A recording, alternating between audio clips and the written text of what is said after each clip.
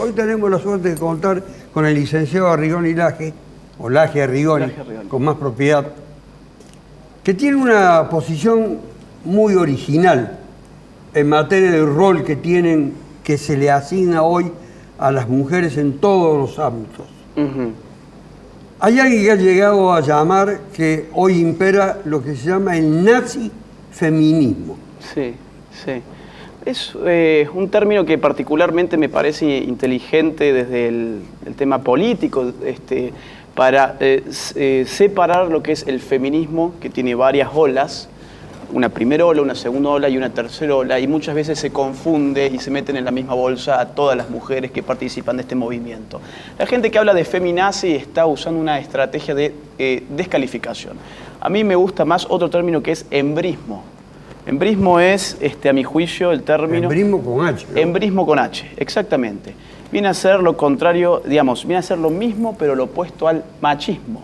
Y es, a mi juicio, lo que estamos viviendo y estamos viendo generalmente en las últimas manifestaciones de Ni Una Menos, el tetazo, entre otras cuestiones, donde la ciudad acaba, y las ciudades por donde estos grupos pasan, acaban con grafitis como mata a tu novio, muerte al macho, hetero muerto, abono para mi huerto, abortá al hombre y cosas por ese estilo, donde yo ya veo que el feminismo de hoy, la tercera ola, el feminismo más radicalizado, no se está estructurando ideológicamente en función del amor hacia la mujer, sino del odio hacia el hombre.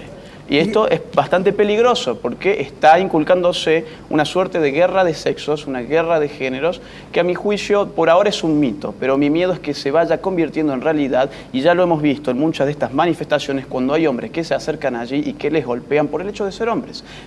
Esa guerra de sexos lleva a que, por ejemplo, se privilegie, en el campo judicial, a las mujeres en desmedro de los hombres? Mira, a mí no me gusta la posición de víctimas y victimarios. Esas dicotomías yo creo que no operan. Yo veo un mundo donde las mujeres tienen muchas cosas a su favor y un mundo donde los hombres tienen muchas otras en su favor. Yo veo un mundo donde la mujer, por ejemplo, vive hoy en día 5 años más en promedio que los hombres. Veo un mundo donde los hombres son los que se suicidan 3 veces más que las mujeres. Veo un mundo donde el 82% de las víctimas de homicidios son hombres. Veo un Estados Unidos, ya que se hablaba hace un rato sobre Estados Unidos, donde el 65% de los bienes están en manos de las mujeres. Es decir, veo un mundo que ha incorporado en un nuevo sistema de producción que tiene que ver con una nueva fase del capitalismo, post-industrial, a la mujer en el sector de los servicios, o sea, una gran revolución que no tiene que ver tampoco con las luchas de las mujeres. Sin embargo, tenemos hoy en día a nivel mundial un 54% de esos empleos en los servicios en manos de las mujeres, cosa que yo lo celebro, lo festejo, y yo no diría los hombres somos víctimas de esto. Diría, hay un mundo cada vez más equitativo en términos de género y paradójicamente un mundo donde está viviendo una sensación de guerra de géneros, ¿no? Fíjese que mientras usted expresaba su punto de vista tan original y tan diferente al que está hoy prevaleciendo, Brenda Austin, diputada nacional de Cambiemos, sentía una especie de sublevación. Me interesa que esa sublevación la exprese con palabras. ¿Era un estado de sublevación? No, la verdad que no coincido con lo que él señala. Pareciera ver que no vemos el mapa completo, ¿no? Cuando recién, por ejemplo, de las estadísticas no mencionaba los femicidios, ¿no? El gran daño que está produciendo en nuestra Argentina justamente el día de hoy, por ejemplo, en Córdoba, con los 2 femicidios que vimos, los datos que tienen que ver... ¿Toda muerte de mujer es un femicidio para usted? Si están, digamos, dadas las condiciones que... ¿Cuáles son las condiciones? Obviamente, digamos, que tiene que ver con eso, pero permitido, porque yo no te interrumpí, te escuché, aunque diciendo radicalmente lo que has dicho, no te he interrumpido. Me parece que hay cuestiones, digamos, que también forman parte del mapa, que tienen que ver con la brecha salarial que hoy atraviesa nuestro país y el mundo. Cuando uno mira, recién decía, la incorporación en el mundo, digamos, del trabajo en el área de los servicios, cuando uno empieza a desagregar, ahí ve que justamente la participación de las mujeres es mayoritaria en la educación, en la salud y en las tareas de cuidado en el hogar, en las tareas domésticas, no así en los espacios de toma de decisiones, no lo es en el Poder Judicial, usted lo sabe muy bien, Carlos. los espacios, tanto en los jueces como en los camaristas, no lo es en el Poder Ejecutivo, en los ministerios, no lo es en las intendencias.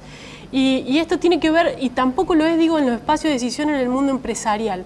Esto tiene que ver con una desigualdad estructural que está sostenida por un conjunto de cuestiones donde obviamente la educación es una herramienta fundamental sobre la que hay que trabajar y los patrones culturales en las que se sostiene el machismo.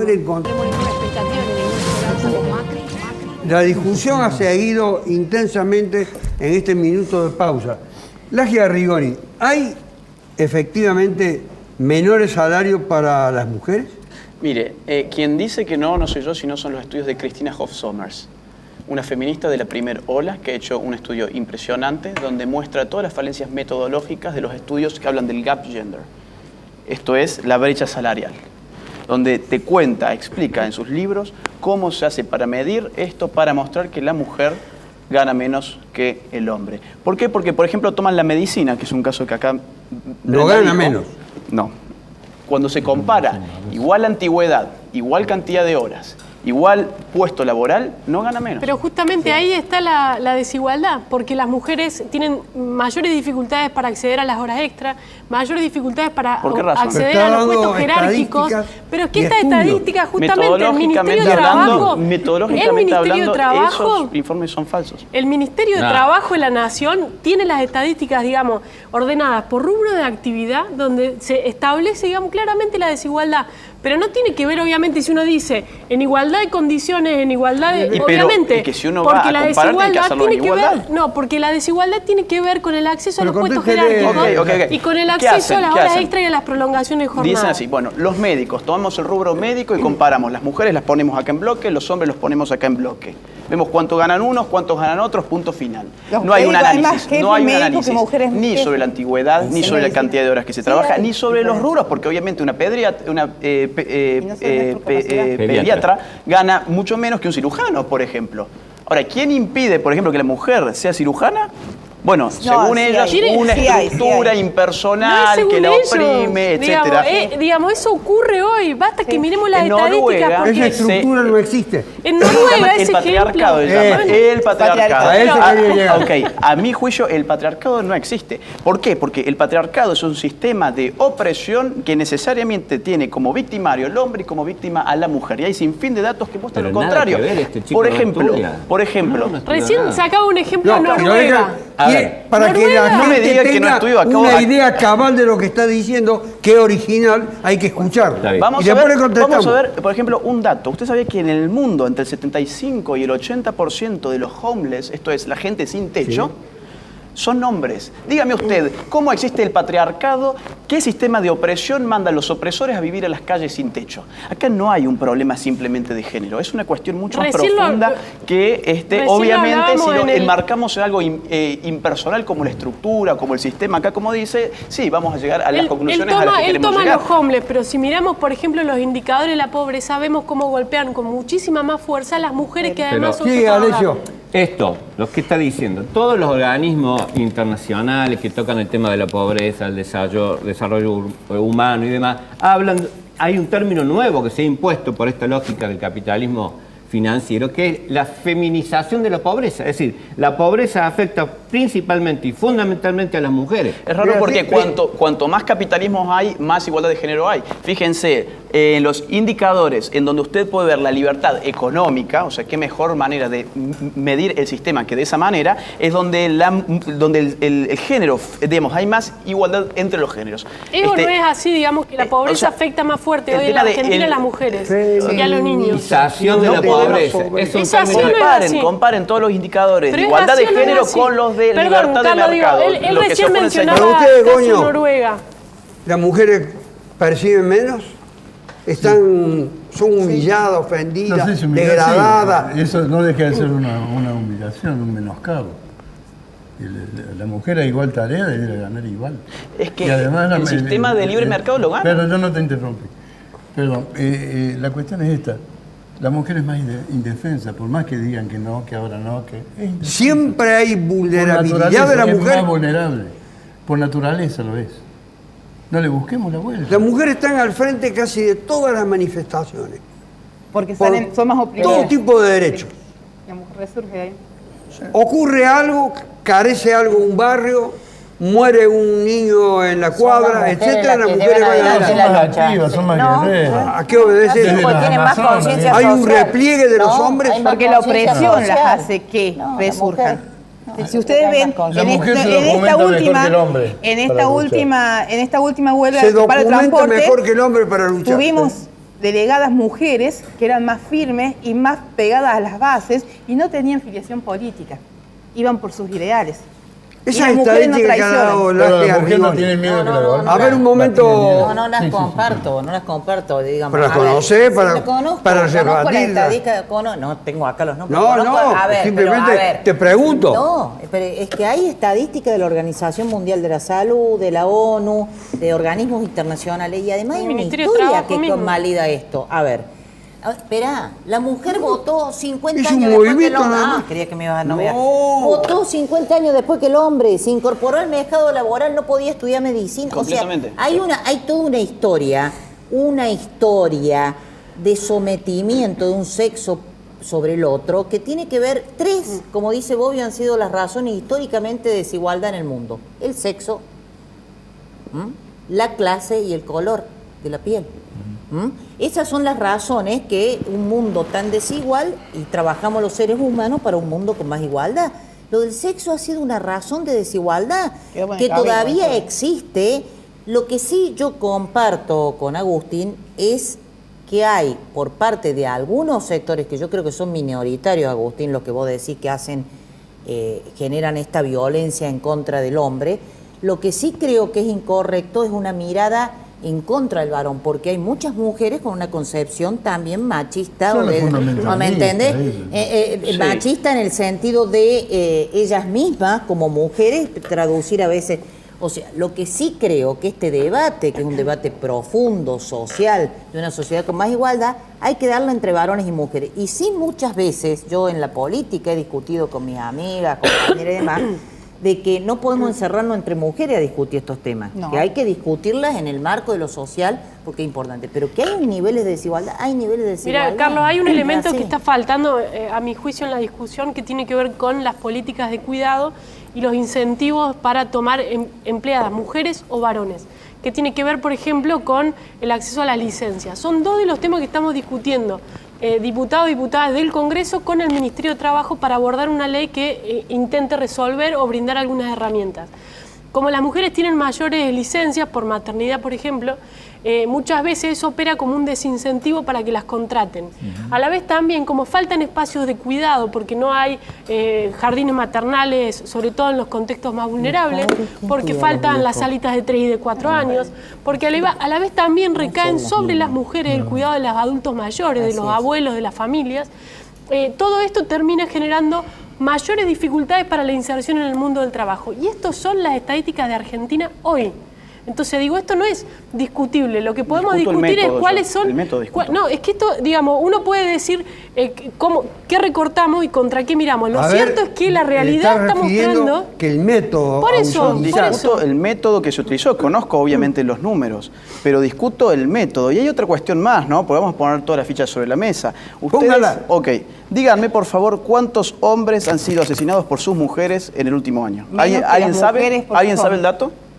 Pero es mucho menor, porque es mucho menor y no es tan incidente como la cantidad de mujeres que son asesinadas por el simple hecho de ser mujeres. No lo conoces, está una cada 18 horas. La violencia de género, señoras y señores, puede ser tanto de un género como el otro, por eso es violencia de género. Pero no tiene que ver con las estadísticas que estamos viendo en Argentina, no quieren visibilizar una mujer muerta cada 18 horas. La cuestión humana de los crímenes. Bueno, digo, discutamos profundidad cada tema, porque si no pareciera que corremos con una cosa con la otra. Pero justamente una mujer muerta cada 18 horas. Yo te invito a vos a que traigas las estadísticas acá, porque si no es correr con la vaina. ¿Saben por qué ninguno de ustedes conoce ese dato? Ahora seguramente si la mujer lo mata es porque hay una historia de violencia previa donde déjelo cerrar el pensamiento. Bueno, aquí está visto que nadie sabe ni le interesa saber cuántos hombres han sido muertos por su mujer. Es cierto que no son los mismos cuerpos físicos. Yo coincido con el señor, es mucho más grave que un hombre le pegue a una mujer, porque el hombre tiene fuerza física mucho mayor que la mujer. Pero por supuesto, eso hay que condenarlo y es un problema social. Yo no vengo acá a negar eso. Lo que yo digo es que acá estamos viendo las cosas así. Está viendo así porque se aplica la justicia de esta manera. Y hay otro tema. ¿Qué pasó con la justicia tuerta? ¿Qué pasó con la señorita que descuartizó a su pareja hace relativamente poco acá en la provincia de Córdoba? La absolvieron. Entonces, ¿qué hubiese pasado si los géneros hubiesen sido al revés? ¿Qué hubiese pasado? Prendían fuego la ciudad. Entonces acá, otra vez, pero no es contrafáctico, es usar un poco la lógica para saber lo que está pasando ahora. ¿Viste? ¿Te acuerdas de esa serie? No es lo mismo matar a alguien porque te está dejando en una relación sentimental a matar a alguien porque te moría descuartizó por celos. ¿A dónde está? No celos, la violencia constante engendra violencia. Por eso las mujeres tienen que defenderse como pasó en este caso. Una mujer incendió y cortándolo, digamos, en 50 partes. ¿Y qué hizo él para que reaccione ella de ese modo? ¿Cuántos años de opresión y de violencia? A ver si termina algo habrán hecho, ¿no? No se puede relativizar la había cortado en 50 algo habrá hecho. Como el tipo de Jujuy, perdón. Un señor en Jujuy incendiado con gasolina por su mujer. ¿Quién hizo una marcha por él? ¿En qué estadística está? En ninguna. Usted ni lo conoce. No, porque no soy el Estado. Él dice que no es el Estado. Me hace acordar a la serie. No puede impedir eso porque no es el Estado. No, pero digo que haga una marcha. Si está tan preocupado que no hay marcha por los hombres muertos, que haga una marcha. Me hizo acordar a esa serie Mujeres Asesinas. Entonces me parece que los datos de él, no sé si te acordás o se acuerdan, una serie, Mujeres Asesinas. Me parece que los datos de él los toma de la serie, donde claro, toda la serie era Mujeres Asesinas. Fue a un tribunal de justicia.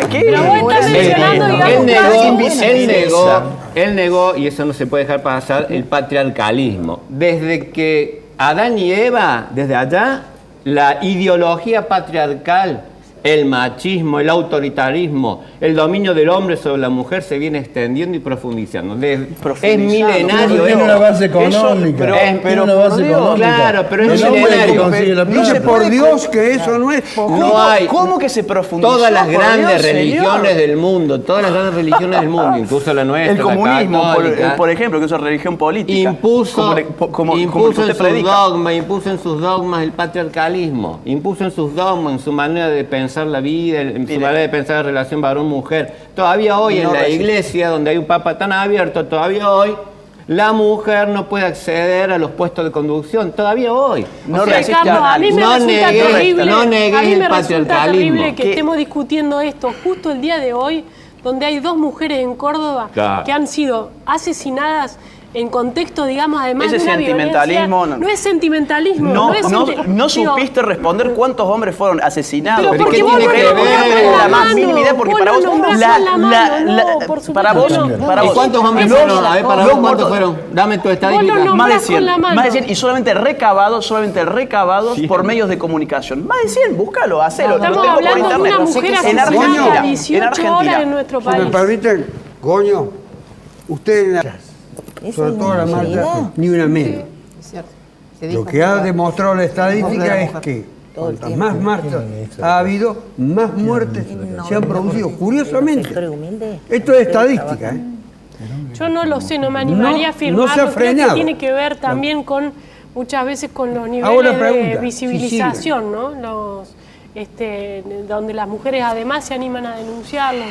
Y eso, digamos, si miramos para atrás y empezamos a recoger los reportes de policiales de los diarios, vamos a encontrar un montón de estadísticas de femicidios que eran presentados como muertes en contexto de emoción violenta, ¿no? Entonces, es difícil, digamos, comparar cuando la verdad que recién en los últimos años Argentina ha ido logrando un avance de parte de la justicia en la tipificación de los delitos.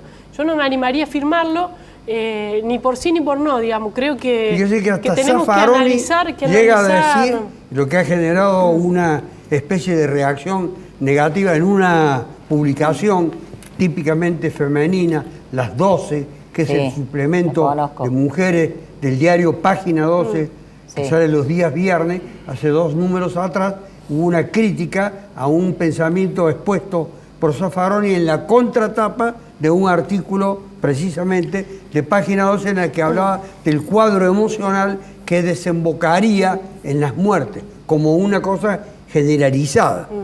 Yo creo que además hay que tratar de trabajar en las condiciones estructurales, lo decía hace un ratito, ¿no? En la escuela, es decir, en cuáles son los estereotipos que se construyen de esta sociedad. Digo, basta que miremos las publicidades.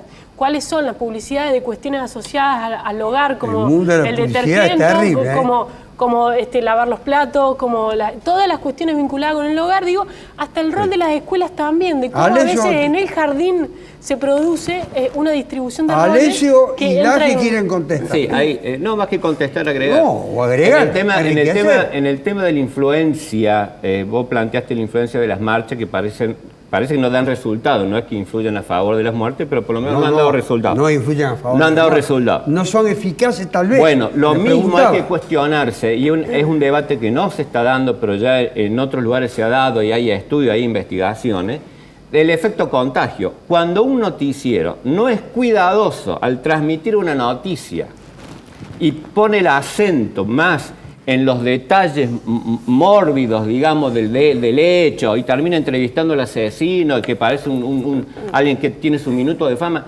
Es decir, la manera de manejar la información, sobre todo en los casos de feminicidio, produce el efecto contagio. Y eso yo creo que en Córdoba, en Argentina, lo hemos vivido. Es decir, hay un informe de un noticiero sobre un caso y a los 2 días, ¡pum!, aparece otro. El efecto contagio, eso está estudiado. Está muy estudiado en el caso del suicidio. Por eso hay límites en el tema de informar sobre el suicidio, sobre todo el suicidio adolescente. ¿Y con los robos también? Pero yo creo es muy similar, es muy similar. Yo creo que... Entonces, a mí me parece que hay que entrarle a ese tema. Pero las marchas no son para evitar femicidios. Está hablando del hecho del efecto gobierno tomen conciencia y apliquen política de protección. Sí, ¿Cómo? Que las marchas no son para evitar femicidios en sí. No vamos a hacer que un femicida no sea femicida, sino que queremos con esas marchas presionar a los gobiernos para que apliquen políticas de protección y de prevención. Yo voy a la marcha, yo estoy de acuerdo con la marcha. No están siendo eficaces las marchas porque tenemos gobiernos que no escuchan. No. Sí, hay. Cada vez hay más hombres. Proporción de hombres. Y en esta última marcha hubo un 40% prácticamente de hombres. Yo lo creo que el manejo informativo, el manejo informativo es muy delicado, produce un efecto contagio. El varón que lo está viendo en su casa con una mujer y él, el golpeado, le dice, ve, te va a pasar lo mismo. No, lo que pasa es que ahora tratamos a la mujer como un objeto de pertenencia, porque así la vemos en la tele, porque así la vemos de una forma tan objeto, tan propio, que cuando no sos mía, no sos de nadie y te rompo. Entonces, cuando sucede esto, no es que se contagien porque el otro fue y mató a la mujer, sino porque yo tengo unos sentimientos que como hombre no me banco, como hombre no soy tan hombre, porque la sociedad que lo vamos creando así. Las mujeres también tenemos mucho que incidir. Somos las madres que criamos machistas. ¿Y la mujer no hace nada por impedirlo? Yo desde mi punto de vista soy criada por una mujer muy fuerte. Entonces nunca he sentido ni siquiera la diferencia de que puede haber entre un hombre y yo. Para mí siempre hemos estado de igual a igual. Usted transmite fortaleza. Es que yo creo que las mujeres somos fuertes como el hombre. Yo no me puedo comparar porque cumplimos distintas funciones y a la vez somos iguales. Así me enseñaron así a mí y así le enseño a mis hijos. Yo tengo una nena y un varón. Y es malo, nos reíamos nosotros. ¿Así le educaron a usted? Sí, así me educaron a mí. Y nos causaba gracia el otro día, yo pertenezco a la UTS, en la UTS los hombres tienen que pedir cupo masculino porque somos más mujeres en la comisión directiva que hombres y nos daba gracia porque nos sentamos a la comisión directiva las mujeres y de pronto llegaron los hombres con sus hijos. Porque nosotros trabajamos y nos movemos en una sociedad distinta y hemos criado microambientes distintos de igualdad, donde yo puedo dejar mis hijos en mi casa y mi compañero trae sus hijos a las reuniones para que su esposa pueda hacer otro tipo de actividades. A ver, Laje. Bueno, a mí cuando me consultan sobre las marchas, lo que yo veo en las marchas es que son un espacio para la promoción de ciertos grupos políticos. Esto es los grupos de izquierda. Yo he visto en la marcha que se venden las remeritas del Che Guevara, de Chávez, de Cristina Kirchner, y digo, ¿qué hace todo esto acá? Bueno, muy simple, están respondiendo a una estrategia que se empezó a diagramar desde hace 50 años, fundamentalmente por Herbert Marcuse, quien empezó a ver que la clase obrera ya no le respondía más a la izquierda, que había sido absorbida por el capitalismo. Entonces dijo, ¿dónde vamos a llevar los conflictos que nos oxigenan como izquierda? En otros ámbitos culturales. Por ejemplo, el género. Y ahora vino un tipo como Laclau y escribió también en el año 85 con su mujer: tenemos que apropiarnos del feminismo, entre otras cuestiones más. Entonces, cuando yo veo todo esto, lo que estoy viendo es el pasaje de la lucha de clases, que no opera más porque los obreros están más preocupados hoy por hacer un cambio de su auto que un cambio del mundo, y están llevando esto a la lucha de géneros. Entonces, por eso es que vemos a la izquierda con sus banderas y con todo, y yo coincido con Laura. Son muy pocas las que realmente se radicalizan así, pero lamentablemente mucha gente que va y participa de esas marchas no se da cuenta que hay otras cuestiones, intereses de fondo. Me quedan 2 minutos, una referencia sobre lo último